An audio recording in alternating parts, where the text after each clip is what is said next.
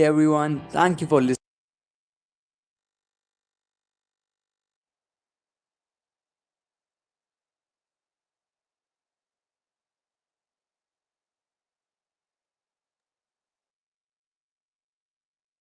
Morning, guys. This is the way I see things. You and myself are already the entrepreneurs of our mindset. If everything in the world, all human beings, we all have a thought space, think of the thought space in the world. It's all connected, it's all energy. So, if that's the case, if we understand that, then it is our responsibility every single day to live our life in whatever we do, whatever job we have, even if we're a student, whatever it is that we're doing, whatever thing that we do, it is our job to be entrepreneurs of creating our own mind space, our own thought space. And you have the ability to make it the most positive thought space possible. And that will affect everything around you. So think about that today. It's helped me so much. I hope it helps you. Have a great day, everybody.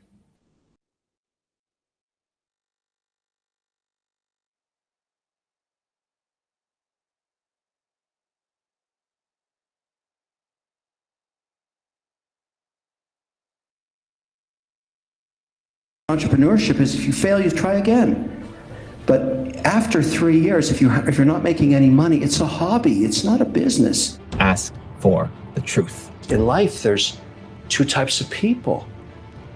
There's the people that own the store, and there's the people that scrape the shit off the floor. And you kind of have to decide, which one do you want to be? Rise and shine, it's espresso time. Hey, it's Evan Carmichael, and I am not a morning person. I'm not. But when you start your day off with a routine that inspires you, like watching one of these videos, it will change your life. So let's start your day off right together. Grab your coffee, know that I believe in you, and get ready for a shot of espresso from Kevin O'Leary. I wake up every morning. Espresso keep me going. I wake up every morning. I get a lot of flack for, telling the truth. I'm the only shark that tells the truth. Because think about your tenure as an entrepreneur. You have X number of years. It breaks my heart to see someone spend months and then years and then all of their family's money on a really stupid idea. It's better to face the truth and give up that pursuit and start another one. The great thing about entrepreneurship is if you fail, you try again. But after 3 years, if you're not making any money, it's a hobby. It's not a business. Learning to ask for the truth, to seek out the truth, is one of the scariest things that you can do, and also one of the fastest ways to explode the growth of your business. I get it, it's hard. We don't like rejection. We don't like to be told that we suck. We don't like to face our inadequacies. We're already beating ourselves up when we look in the mirror. We don't need other people to just reinforce that and say, oh no, I know it was true. They're thinking the same thing too. But until you get the truth, until you get to that spot where people are telling you what they actually need and what's wrong with your product or service, you don't actually create something meaningful. You are taking 5 to 10 to 20 to 100 times longer to get to where you want to go because you're afraid to ask for the truth. And we need to change that in this video. One of the entrepreneurs that I've invested into is Alex, who helps me run Toronto Dance Salsa. And Toronto Dance Salsa is the largest salsa dance school in Canada, maybe North America, that's been pretty hard hit by the lockdown, right? We're, as I'm recording this right now, still in lockdown in Toronto. We have been in lockdown for over a year now. It's crazy. And so think about salsa dancing. You have to come to a studio to dance, to meet people. It's not a very lockdown friendly kind of business. And so we've been adjusting. We've been moving to online classes until we can open up our studio again. And I was talking to Alex on the weekend. I said, how are the online classes doing? and he's doing these virtual classes where he's partnering people up, and people now from around the world can go and join in on the classes. So it's not just in our studio. And if you want to learn, have a good time, meet people, have fun, learn a new skill, teach yourself that you can do something like dancing, where so many people feel like, I can't do this, I'm not a born dancer. Listen, if you can walk, you can learn to dance with Alex. I asked him how the class is going. And it's just not hitting the momentum that we need yet. And he's thinking, well, how about this idea? How about this idea? How about this idea? How about this idea? And he's asking my feedback on things. And I said, well, what are people saying? Like, what are people saying? Like, I don't know. I haven't really asked them. Like, why haven't you asked them? And at the end of the day, he's just afraid of the honest feedback. He's afraid of people saying that they didn't like it. He's afraid of their, judgment. And in speaking it out loud and recognizing that he's just afraid, he can then get to the solution, which is, that's not a good enough reason, I have to go off and do it. And so what he's doing now is calling every student who's come through after the class and ask them, hey, what did you like about it? And really more importantly is, what can I improve? How can I make this better? I want this to be the best night of your week. So you show up on Zoom every Monday night and have a blast, and you look forward to it every week. What am I missing? How do I make it like that for you? And getting the honest feedback. And in getting that feedback, we can actually make something that people care about, because him and I aren't going to be able to create the plan in a vacuum. You can't just create the solution in a vacuum. You've got some ideas, you've solved a problem for yourself, and other people have that same problem and they need your help, but you can't just create for yourself. It has to be that combination with what people are asking for. You're gonna have to make tweaks, adjustments, changes to your plan, to your offering, to your products, to your services, so that people actually adopt it and use it and can pay you, because you deserve to get paid. Do you want to make more money? Do you want to serve more people? Do you want to get unstuck? Do you want to stop being where you are right now? This is it, customer feedback. You have to be willing to get the truth from people so that you can make your offering better. So how do you do it? I'm going to give you 3 big ideas that I think will really help. Number 1, tell people to tell you why you suck. One of my favorite things to do is I ask people, tell me why I suck. Tell me why this sucks.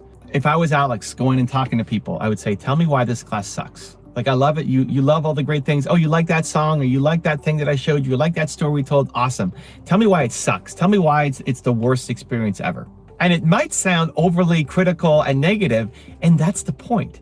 Because what's going to happen is the person on the other end of that call will almost always say, well, it doesn't suck, but here's what I would do to fix it. Here are some ideas that I've got. Maybe they have 3 ideas for you. People are afraid of hurting your feelings. Let's just say it. People are afraid of hurting your feelings. When you ask for feedback, you say, hey, why did you leave? Why did you not come back? Why did you not buy again? People are going to give you not the real answer. They're going to give you a piece of the answer. They're going to say, oh, I just didn't have time. Oh, I'm prioritizing something else right now. Oh, I don't have the budget right now. Some safe answer, because they don't want to hurt your feelings. Because so many people are so sensitive that one small thing will trigger them, and they don't want to cause that harm to you. So the challenge is, you're not actually getting the feedback you need. Somebody's saying, oh, I'm just not ready right now, or oh, I just don't have the time, or I don't have the budget right now. It doesn't help you. It doesn't help you make your product or service better. So when you say, tell me why it sucks, tell me why I suck, tell me why this product service sucks, you'll get the real truth. They'll couch it in, I don't think it sucks, but here are the ideas that can help you. And you're going to get the real, honest feedback. They're going to give you all 3 ideas instead of just the safest one that's on the top of their mind, right? And that's really, really, really critical. So every time I'm going to an event or I'm talking to somebody, somebody who I might be able to get feedback from, say, hey, be brutally honest. Tell me why I suck. I thrive off of a feedback. If you think something is wrong, tell me. I want to know. You actually make me feel better if you tell me why I suck and where it can be improved, right? And if you set it up like that, you're going to get the honest feedback, which then you can take to apply to build the product that you need so you can build the company and the life that you want. So number 1 is tell me why I suck. Number 2, be the learner instead of being right. We're so focused on being right. You want to be right. You don't want to look bad. You've got this ego. And listen, me too. I want my videos to do well. I'm hoping this message impacts you and leaves a mark.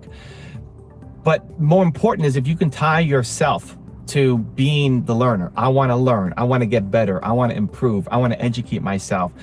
Then every conversation you have where you're learning, you're building that identity. This is an identity shift. When we are talking to customers, when we are talking to anybody out there, we often want to be seen as the person who has the answers. We don't think I want to be seen as somebody who doesn't have the answers in talking to our customers, right? It feels weird. If you can switch your identity though, before getting into a call, before hopping on a Zoom, before asking for that feedback, I'm here not to be right. I'm here to learn. I want to learn. I already know what I'm going to say. I already hear myself talk enough. I need to hear what they have to say. I need to learn what's inside their brain and get it out. And if you can drop the ego, which is hard because we live there by default. We care. We're humans. We care what other people think. We care what other people think about us. We don't want other people to think that we're less than, because we already feel less than, and we don't want validation of that feeling for ourselves. So the way to feel more than, the way to feel self-confident, the way to have belief is to switch your identity from being the person who has to be right to being the person who wants to learn, to be the person who wants the feedback. And so it's just a mental shift. It's hard to live there all the time. That's a much bigger game. But for the purpose of getting feedback, it's a mental shift that you do before you get on a call with somebody, before you go meet somebody. Say, I'm here to learn.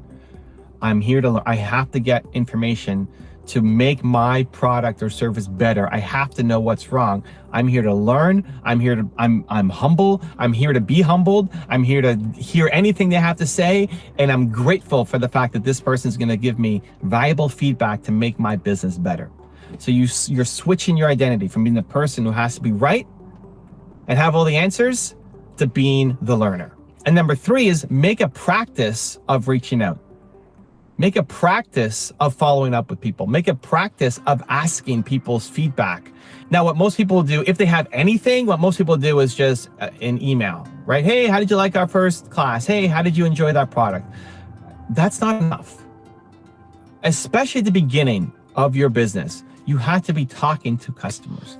You have to get on the call, and ideally a video. So many people are used to Zoom now. It might have been weird 2 years ago to hop on a Zoom with somebody, but people are used to doing Zooms now.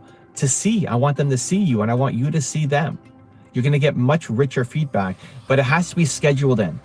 So if I look at Toronto Dance Salsa, Alex does these free classes on Monday nights. So Monday nights, it's free dance class, free Latin party, come and learn, free to get on. Great. Tuesday, which is today, it's YouTube day for me. Tuesday for him now is follow up with the people who came on Monday's class. Follow up, put it in your calendar. There has to be a block. If it's not in your calendar, guys, it's not gonna happen. You can be motivated, you can get ideas, you can get all fired up, awesome, like, yeah, it's such a good idea, let's go. If it's not in your calendar, it's not gonna happen, especially consistently. Because when the motivation wears off, you're gonna go back to your old habits. It has to be in the calendar. So Tuesday's calendar for Alex is follow up all the people who joined on the Monday class. How did you like it? What can be improved? What was your biggest takeaway? How can I make things better? Where did I suck? Where did it totally suck? Where did it disappoint you? And getting on those calls will give him the feedback, but also build amazing relationships with our customers, with our students who signed up to go to that class. So think about for yourself, where do you need customer feedback? And then how do you put it in your calendar? So that at least one day a week, maybe not the whole day, but there's a chunk every week that you're spending getting to know your customers better, following up with them and asking them for feedback on how, even if it's somebody's been with you for a year, great, follow up with them. Ask how you can be better. Ask how you can give even more value. Like thank you so much for all the love and the testimonials, everything you've given me. Listen, tell me why I suck. Like tell me why this program that you signed up for, that you've been with us for a year, tell me why it sucks, right? Tell me how we can be better, because I want this thing to be a life-changing global impact, right? Your product or service, you want it to be something big. You've got big dreams. So it has to be part of your at least weekly routine. So schedule it in. The difference between where you are now with your business, with your product, with your service, and where you want to be is, yes, you're taking the action, but it's taking the right action. And when you're just doing it all yourself, you might get there. I mean, you may never get there, but you might get there just by trial and error and failing and trial and error and failing. But when you can actually talk to people and say, hey, where can I do better? Where does this suck for you? Where did I not deliver? That conversation, or those series of conversations, can dramatically shortcut you get into your goal. It shortcuts you get into where you want to go. And the only thing we need to let go is our ego, the willingness to ask for help, and the ability to be humble in receiving people's feedback, because we know now that it's going to make us better. Ask for the truth. Now I've got a special bonus clip that I think you're going to enjoy. But before that, it's time for the question of the day. I want to know, what was your single biggest takeaway from this video and your plan of action for the next week? When you just get inspired, you watch a video, you get motivated, amazing. The science says you have a 35% chance of actually doing something, actually following through. That, Believe Nation, is not enough. That is not you, not now, not anymore, not today. But when you get inspired and then you create a specific plan of action for what you're going to do, that number jumps to 91% chance of you following through. And when you commit publicly to others, like leaving a comment in this video, it jumps to 95%. So the question of the day is your single biggest takeaway from this video and your plan of action for the next week. Put it down in the comments below, and maybe next week I'll profile you. Let's talk about writing books, because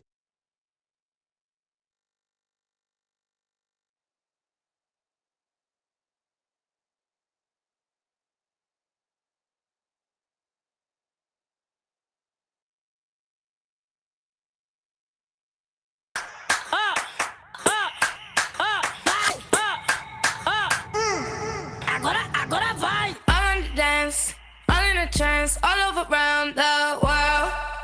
Cause I want to. All in the dance, all in the trance, all over around the world. Cause I want to. One time for the girls that's marching forward. Two times for the boys that's walking forward. Three times for the ones do what they want to. Each time when I'm gonna do what I want. We global from LA to Paris, São Paulo. Eu faço o que eu quero, eu sou muito louco. Tô no mundo inteiro, São Paulo pro topo. You're perfect. Now work it. You're perfect. All around the world. You're perfect. Now work it. You're perfect. All around the world.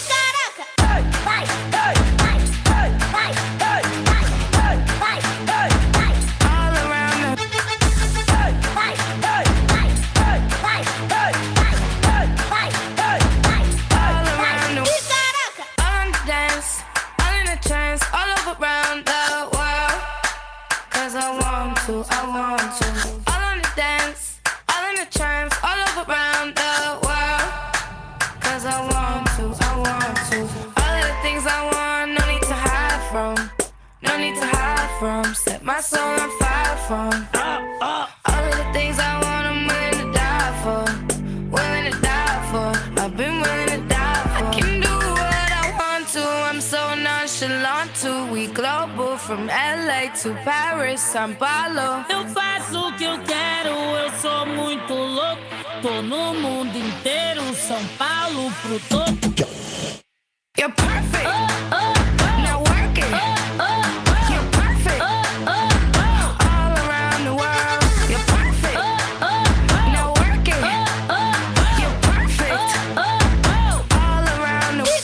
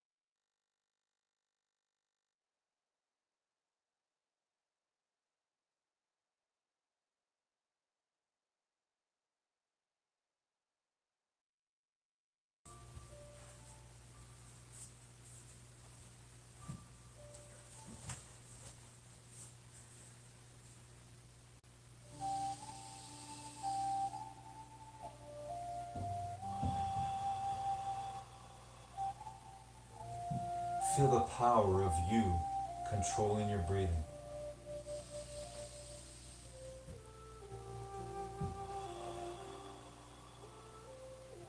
In through your nose and out through your mouth. You've got your legs crossed, your back straight, your eyes closed. You remember the truth. You know the truth that you were born to win, to take control of your life the way you take control of your breathing.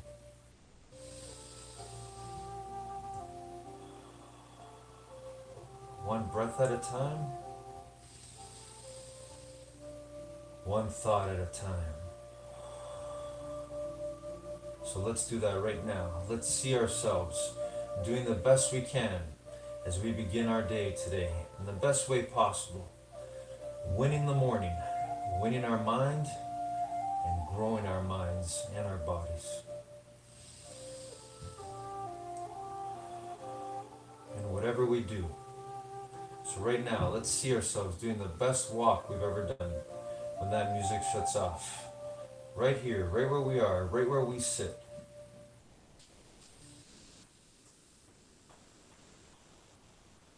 Because we know the truth.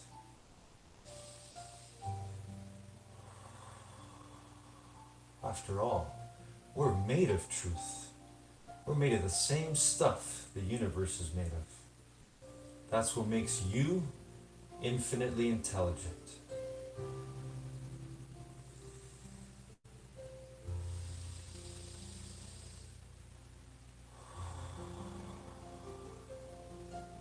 See yourself right now doing the best walk you've ever done when that music shuts off.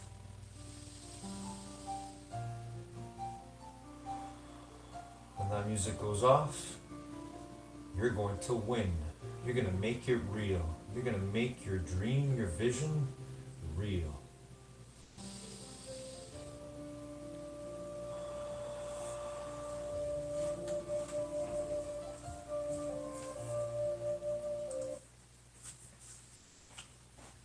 Good morning, determination. So good to be here together again today. A new day, a new chance to be better than we were the last time. Here we go, everyone. When I say go, we're going to start jogging. So right now, as you're doing your best walk, whether it's side to side or whether you're simply walking on the spot, I want you to see yourself doing your best jog on the spot when I say go. I miss you so much, Beverly Glen. I miss you so much, determination. But we get to unite right now with this energy. We get to remember. We get to be our true great self. To grow our minds and to grow our bodies, wherever we are, whatever we're doing. And the way we do this is the way we'll do everything. So here we go. Okay, go.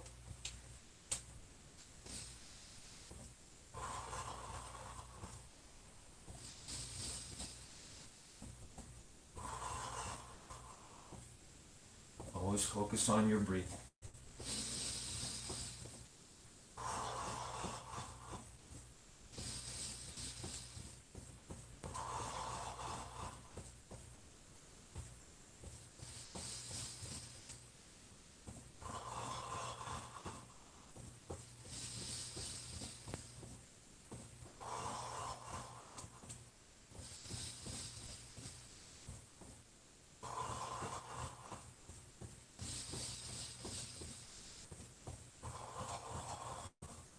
Keep going a little bit more.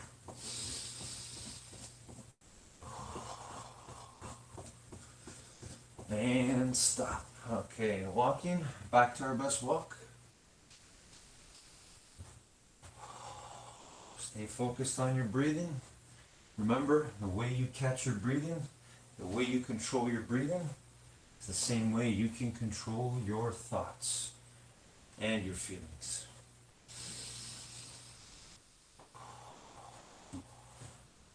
Alright, let's start with some shoulder rolls forward. Let's do 10 forward.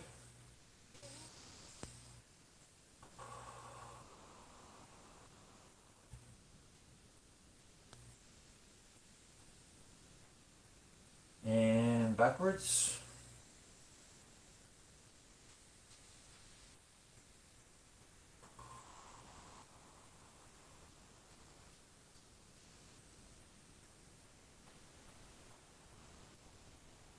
Okay, let's do some arm circles forward. Feel the power of you controlling your mind and your body. Feel the joy of being able to move your body through space the best way you can. And backwards.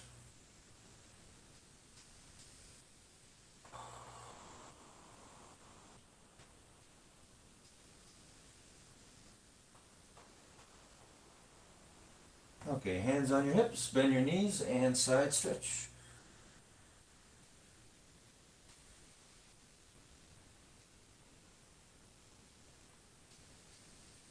Okay, let's twist our bodies. Twist. Hands on the hips.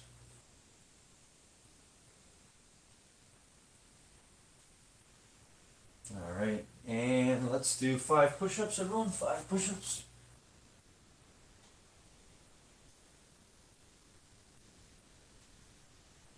All right, let's do 5 sit-ups together. Here we go. The best you can.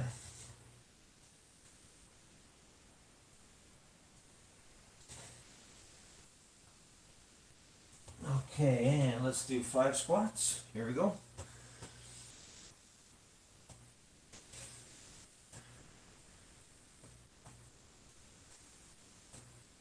All right, and let's do lunges. 3 on each side, arms out. Alternating legs.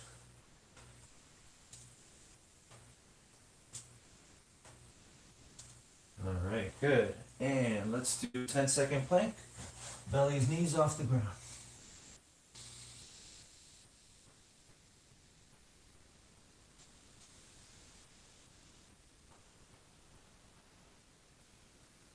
And stand up again, everyone. And let's reach for the ceiling on our toes. Hold it there for 10.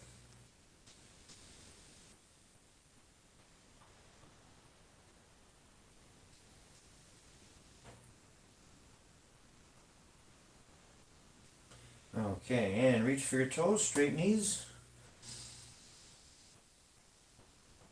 Remember to focus and control that breathing. Just reach. It's okay if you don't touch your toes. Reaching is what matters. All right, and stand up. And let's balance. Grab one leg and focus on planting that foot firmly into the ground. Bend the one knee if you have to. Find your balance point. And then pull that heel back towards your bottom.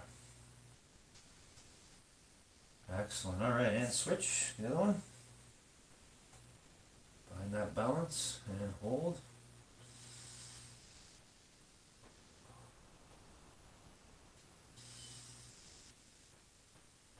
All right, good. Okay, and now let's hug the one knee. Here we go. Bring that knee up. And again, find that balance. And hold it there. 10 seconds.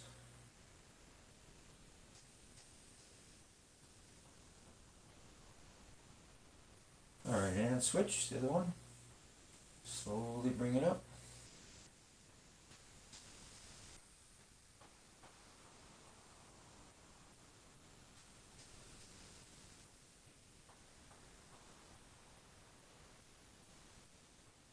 All right, good job. Excellent. Okay, and let's sit down.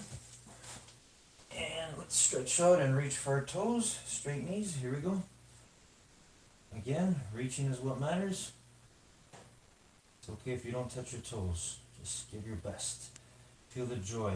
Feel the process of you working to become better at every movement you make. Every stretch you do. Okay, here we go. Let's do V-shape now with the legs. So V-shape, and reach for the floor as far away from your body as you can.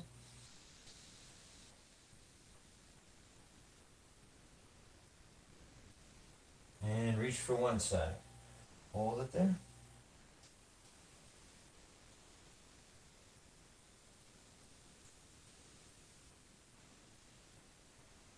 And switch to the other side.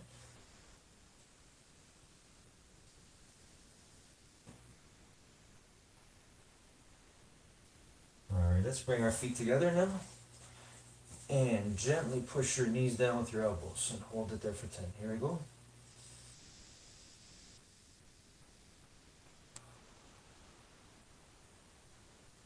Again, feel that power of you in the now, in the moment. Winning. WIN, I've heard before, stands for what's important now. What's important now is doing our best in whatever we do.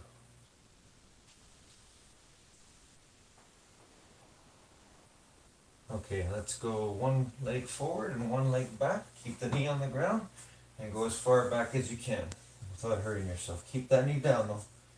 Here we go.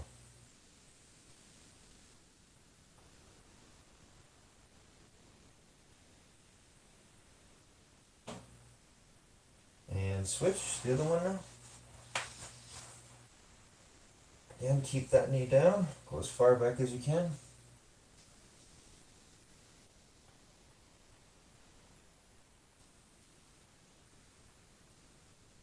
Okay, good. All right. And let's roll onto our belly.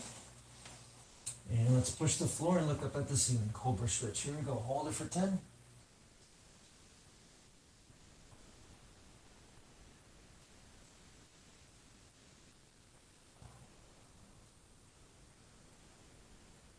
All right, excellent. Okay, legs crossed again. Back straight. Eyes closed. Breathe in through your nose and out through your mouth.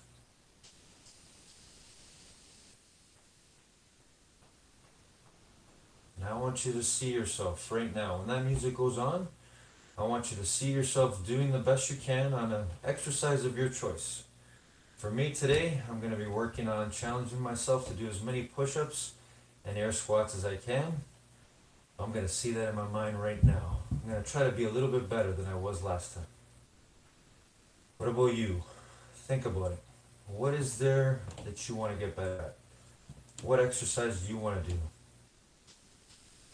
Remember, it's got to be within the rules, safety rules, rules that are there for you to keep you safe. So this is the space we have right here. So what exercise will you do to the best of your ability when that music goes on?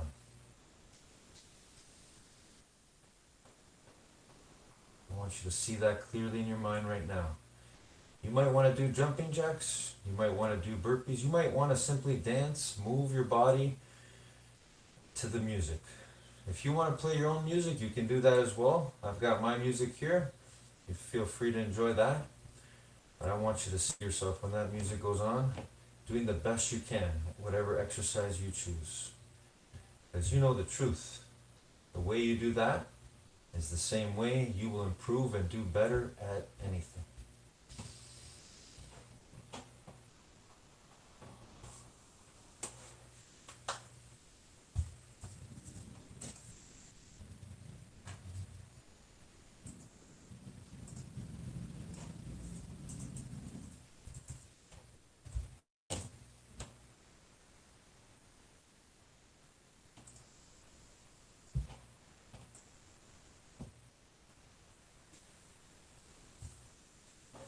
All right, determination, let's go.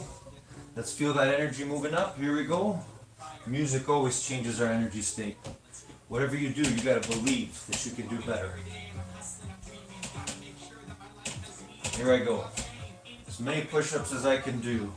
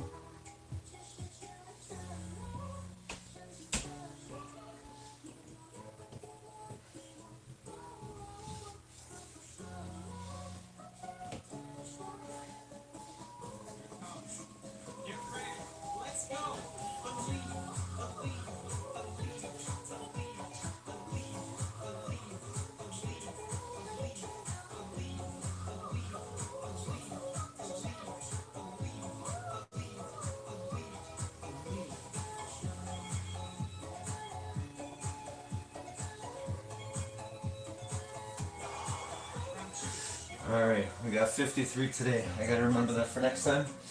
What is it for you? What are you doing right now? Maybe you're doing some jumping jacks. Maybe you're dancing to the music. Whatever it is you're doing, do it to the best of your ability. You were born to be your best all the time. Remember your breathing.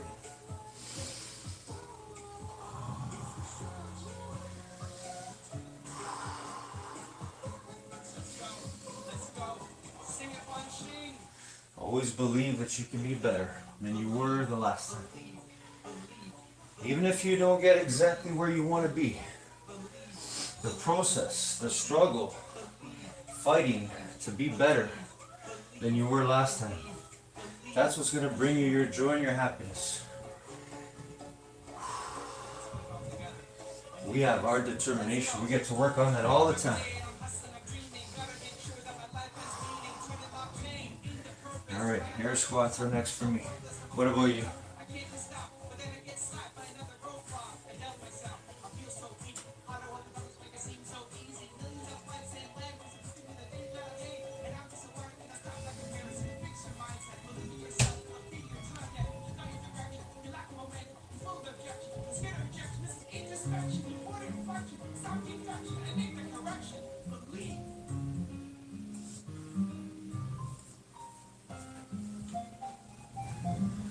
All right, air squats. Let's see how many I can do here before I get tired. Too tired to keep going, but there's always a little bit more. That's determination. All right, here we go. You can feel free to do the same thing, or again, do your own thing. You got your own dance, your music, whatever you want to do. Whatever you do, do it to the best of your ability. Here we go.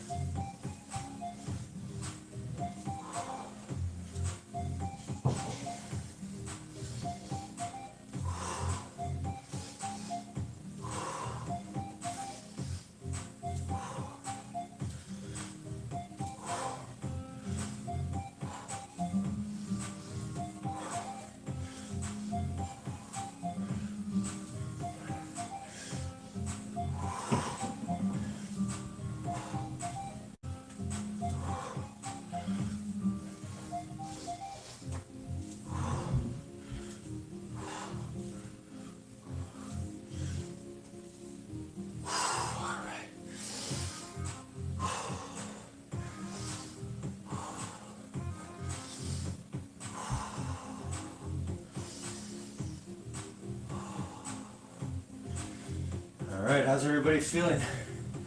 We got the blood flowing. We've given our best at something. Feeling the power of us controlling our breathing again. There's no greater joy than that.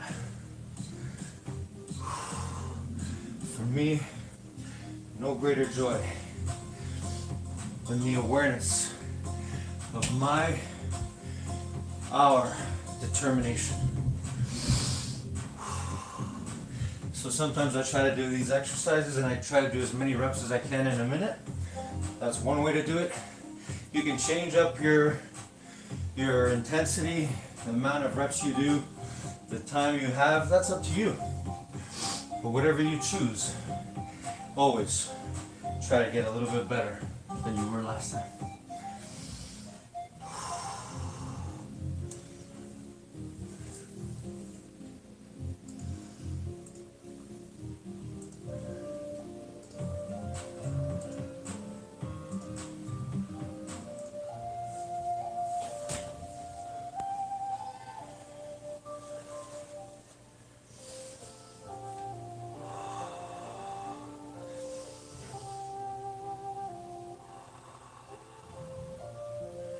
And once again, legs crossed, back straight, eyes closed,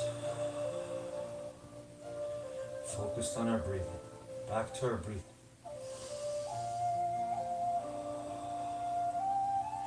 That powerful force keeping us alive, keeping our energy flowing. And we don't really think about it. We never really attempt to control our breathing, most of us anyway.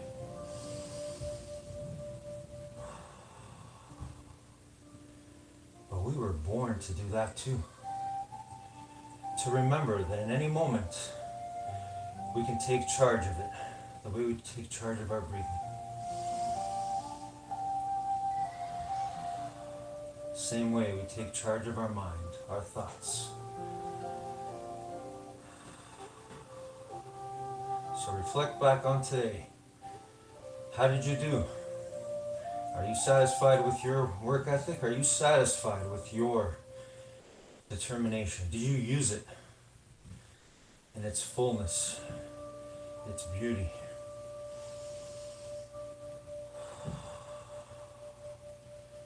Our determination is invisible.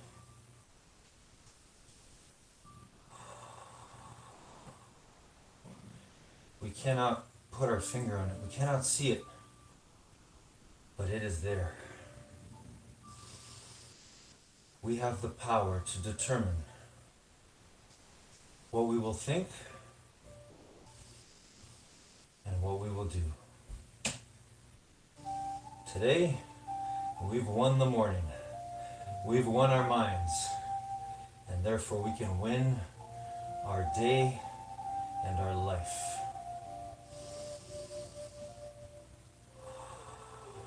One breath at a time. One thought at a time.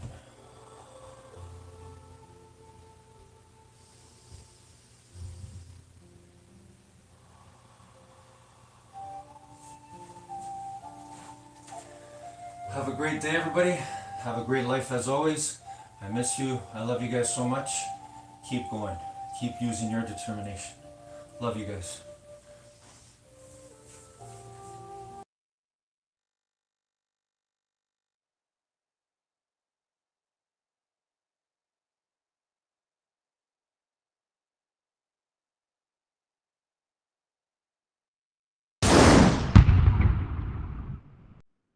Welcome to the Billionaire Mindset, your 30-day journey to thinking like a billionaire. Now you can just watch this video, or if you want to sign up for the entire series for free and get the bonus PDF companion calendar, check the link in the description below. Today is day 19, and we're going to learn how you can invest like a billionaire. Enjoy.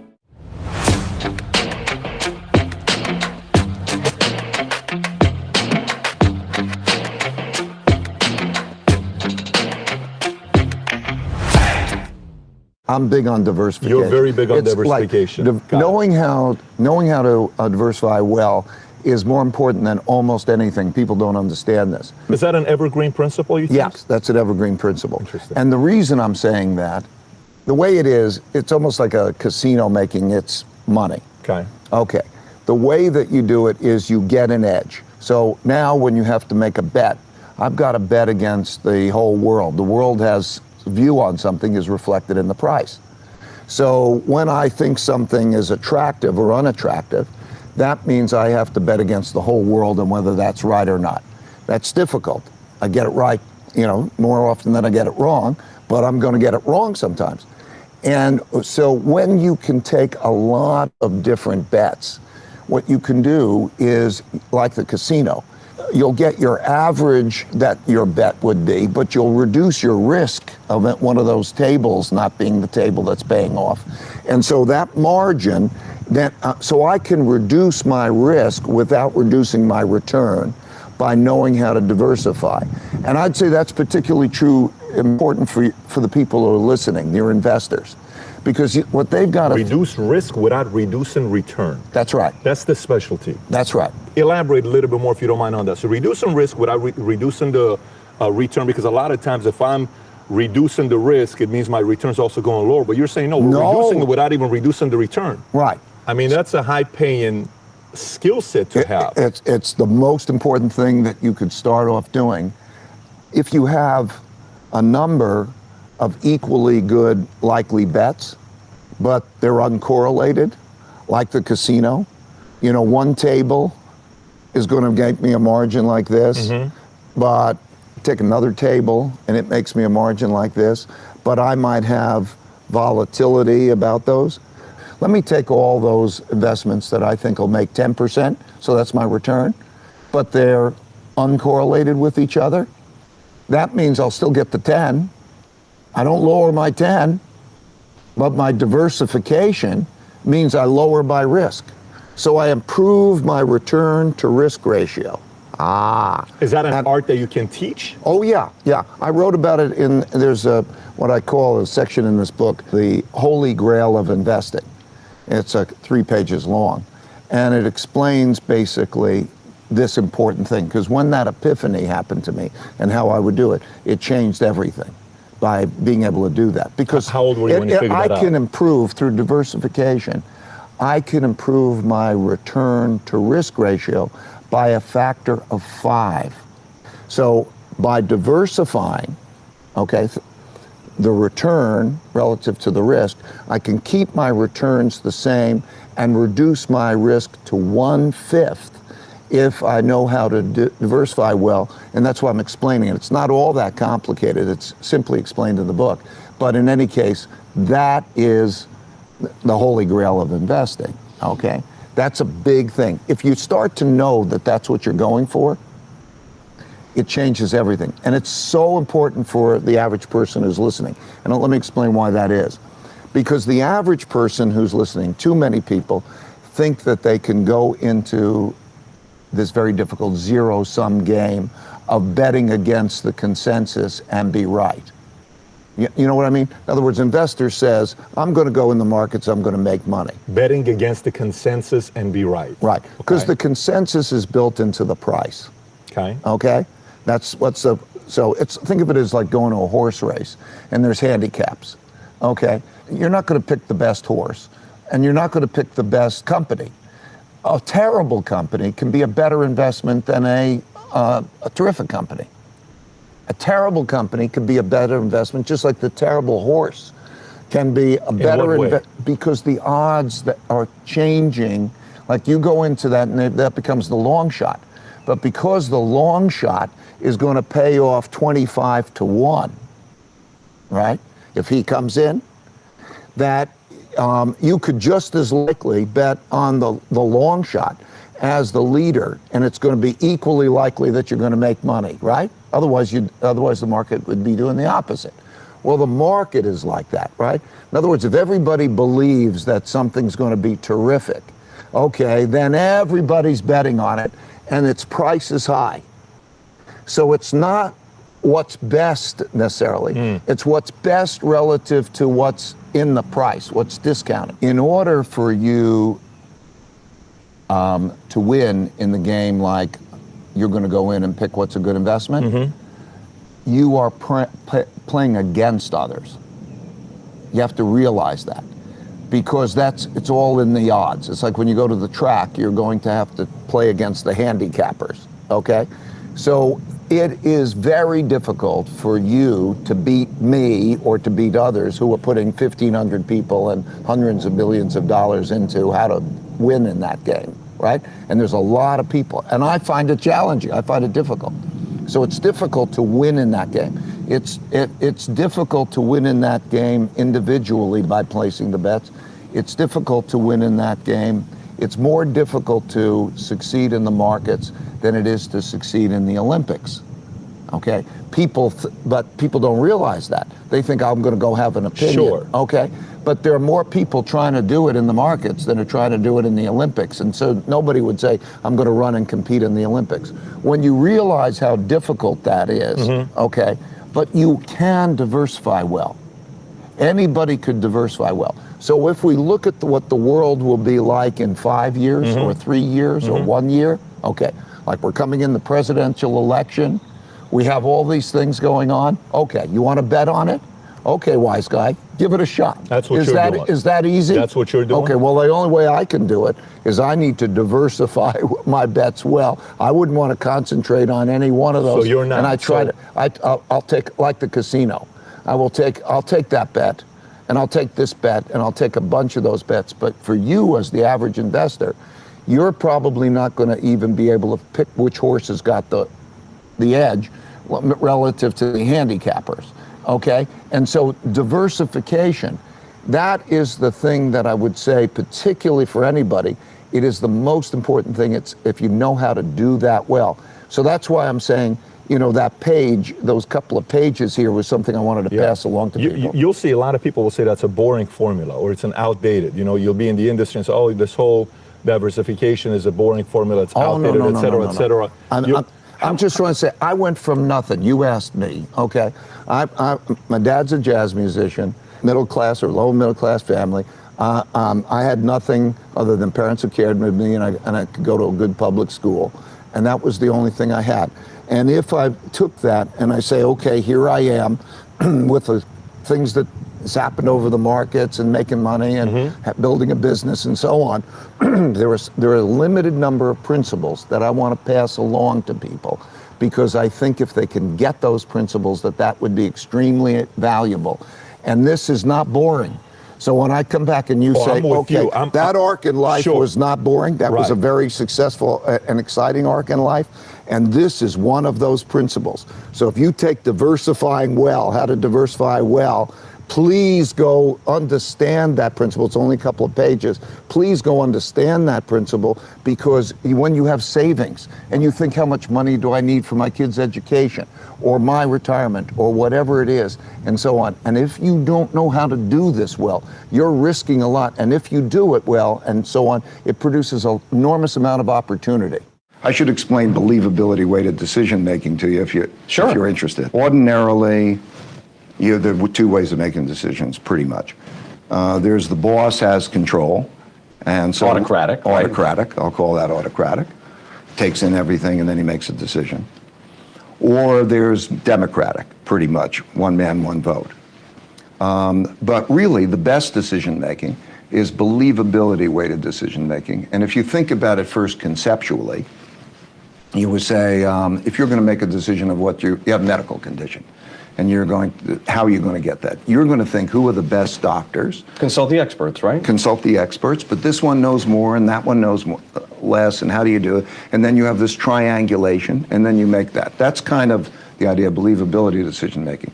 We have ways of assigning believability that we all agree are fair, that we each assess each other, and we get certain amount of believability points.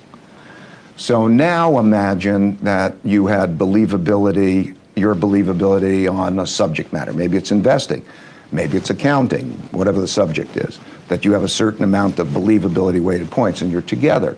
Well, those believability weighted points, when you say, okay, what should I make as a decision? Now I'm responsible for something, but I ask everybody else, and I take a believability weighted vote. I can have a believability weighted vote. When I have that believability weighted vote, I really do believe that it's going to be a better decision than I would individually make. That's believability weighted decision making. And it's fantastic when you have independent thinkers. In order to be successful in the markets or as an entrepreneur, one has to be an independent thinker that makes decisions better than the consensus decisions. It's fair.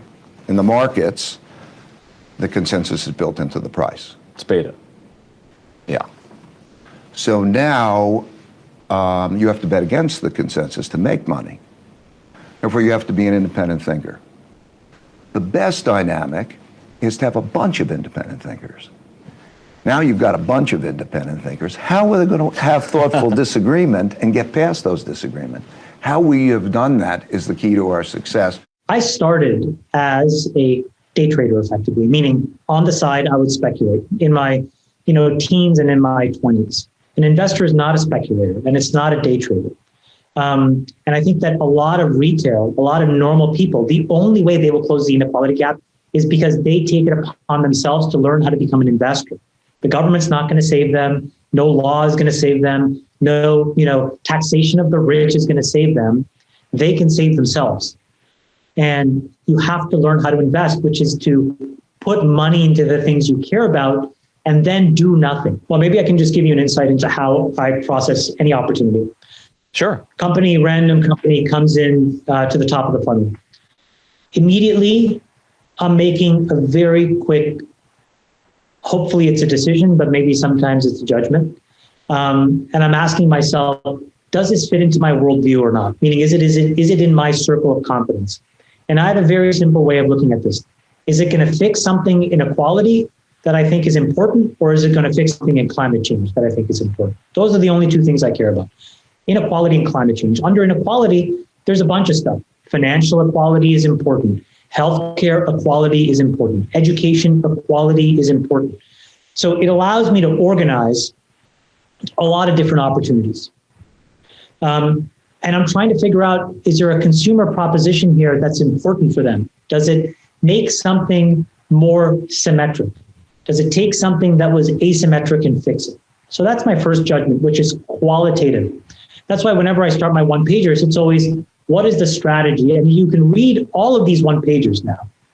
And what you'll get away from them is the first lens is equality and or climate change. Then I start to do the fundamental work. And this is where I have a real issue with a lot of people who say that they're value investors. I think that I'm a value investor. The thing is that when you look up the word value in the dictionary, it doesn't mean cheap. It doesn't mean a cigar butt with 2 puffs left, that famous Buffett Munger quote. I think it actually means something that has value. And so then I'm really thinking about, what are the cash flows of this business? How does it create a moat, right? Meaning in software, some technological way that's hard for people to compete with it. And then can I get it for a price where there's a margin of safety, where if they misexecute for a quarter or if they have a little hiccup, it's going to be okay. Because, we've got an entry point where 5 or 10 years from now, this thing will be 5 to 10 times bigger. And that's how we think about all these things. And if you look at the deals that I've done, they kind of map pretty singularly one-to-one to that framework. A lot of my life, quite honestly, is just copying things that I see. There's not a lot of original thought here. It truly is not. I mean, we can all pretend we're all geniuses. Honestly, be good copiers. Do you know what I'm saying? It's the best thing in the world. Like, be around high-functioning, high-quality people and just copy the shit that they do. Observe the shit that's, kind of crappy, and then don't do that stuff. It's not a complicated formula. When have you used that best? No, all the time. I mean, look, now, it's funny. Like, it's like, you have a surface area of ways to spend your time now, or I do. And, I'm in this midst now where we are really scaling up what we're doing as a business. And I meet these people that to me are so iconic that they were sort of like arm's length people that are now sitting face to face, and they treat me like a quasi-peer. I wouldn't say a peer, but quasi-peer. But what I see is, I see some amazing stuff, and I see some utter dysfunction in some of the richest, most important people in the world. And I have to decide, how am I going to act? What am I going to embody? What am I copying? What am I not copying? And so I get a chance to now refine my decision-making and discipline. And that's how it plays. I was wondering if you have any stock tips for any of the students. We're all trying to make a little living. I didn't think they taught that at Georgetown. The best investment I ever made. Well, I bought a book in 1949 by a fellow named Ben Graham called The Intelligent Investor. I don't remember what I paid, but aside from what I paid for my 2 marriage licenses, that was the best investment I ever made. It's very important to have the right framework. You need to have an approach to investing that's sound. And Graham's approach is simple, but some people adopt to it, and which I did immediately, and most people don't. But if you have the right philosophy, you will find opportunities as you go through the next 20, 30, 40, 50 years. And frankly, you're most likely to find them when in periods like 5 years ago when we were having the panic. I mean, stocks sell at silly prices from time to time. Most stocks at one time or another sell at very silly prices. And it doesn't take a high IQ to figure out that they're cheap, but it does take a temperament that's willing to step up and actually act. I tell people, if they're going in the investment business, if you got 160 IQ, sell 30 points to somebody else because you won't need it. I mean, I mean, I figured out very early, you don't have to be that smart in this business, which is fortunate, but you do have to have the right temperament. And you have to be able to ignore what other people are saying and simply look at the facts and decide, is this stock which is selling at X worth 2X? And occasionally you'll find things like that. And when you don't find them, you don't do anything. So that's my generalized stock tip, no names. The real test of whether you would like it as an investment is whether you would be happy if it never got quoted again, and just in terms of what the asset did for you. But that doesn't, I will say this about gold. If you took all of the gold in the world, it would roughly make a cube 67 feet on a side. So if you took all the gold in the world, we could have a cube that went down there 67 feet, 67 feet high, and that would be the whole thing.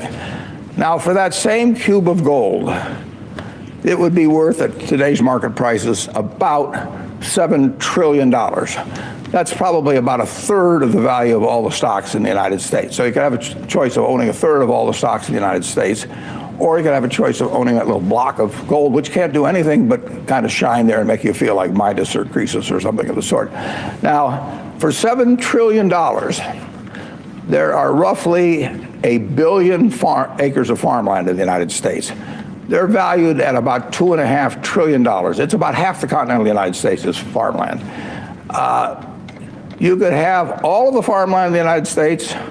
You could have about 7 Exxon Mobils, and you could have $1 trillion of walking around money. And if you offered me the choice of looking at some 67-foot cube of gold and looking at it all day, you know, maybe touching it, fondling it occasionally, you know, and then saying, you know, do something for me, and it says, I don't do anything, I just stand here and look pretty. And the alternative to that was to have all the farmland in the country, everything, cotton, corn, soybeans, 7 Exxon Mobils, just think of that, add $1 trillion of walking around money. You know, maybe call me crazy, but I'll take the farmland and the Exxon Mobils. You don't need 150 IQ to do what I do, thank God. You know, you don't need 140, you don't need 135. You may need 115 or something like that. But you do need discipline. You have to wait until you see the fat pitch to swing at. Because investing is a no-called strike game. You know, if I were a baseball player and I only liked pitches 2 inches above my navel, you know, some guy could learn that and he could pitch me, you know, 3 or 4 inches below that, and I get called out on strikes because I never find a pitch I like. You can get called out on strikes in baseball. You have to swing at pitches that you don't even necessarily like, particularly after the count gets to 2 strikes. In business, you don't have to swing at anything. You can sit there and the paper says General Motors at 68, or it says General Electric at 115, or it says General Dynamics at 63. And if you don't like those prices, you don't have to swing. You can wait there day after day after day after day, and there are no called strikes. Now, when you swing, when you decide to buy something, then, you know, if you swing and miss, it's a strike. But it's a marvelous game to be in because there are no called strikes, and you can simply wait for that one time in a month or 6 months or a year or 2 or 3 years when you really know what you're doing, where you like the price, where you like the people running the business, and then you swing, and you only need a few swings in your lifetime. Is there a meaningful distinction to be drawn between making money out of investment and making money out of speculation? It's always a bet, isn't it? It's always a gamble. No, it isn't a gamble. There is a real distinction. Basically, it's subjective, but an investment attitude, you look to the asset itself to produce the return. So if I buy a farm and I expect it to produce $80 an acre for me in terms of its revenue from corn and soybeans, and it cost me $600. I'm looking at the return from the farm itself. I'm not looking at the price of the farm every day or every week or every year. On the other hand, if I buy a stock and I hope it goes up next week, to me that's pure speculation. Ted Williams wrote a book called The Science of Hitting, and in it he had a picture of himself at bat and the strike zone broken into, I think, 77 squares. And he said if he waited for the pitch that was really the sweet spot, he would bat 400, and if he had to swing at something on the lower corner, he would probably bat 235. And in investing, I'm in a no-called strike business, which is the best business you can be in. I can look at 1,000 different companies, and I don't have to be right on every one of them or even 50 of them. So I can pick the ball I want to hit. And the trick in investing is just to sit there and watch pitch after pitch go by and wait for the one right in your sweet spot. And if people are yelling, swing you bum, ignore them. There's a temptation for people to act far too frequently in stocks simply because they're so liquid. Over the years, you develop a lot of filters. And I do know what I call my circle of competence. So I stay within that circle, and I don't worry about things that are outside that circle. Defining what your game is, where you're going to have an edge, is enormously important. As a general matter, as a one piece of specific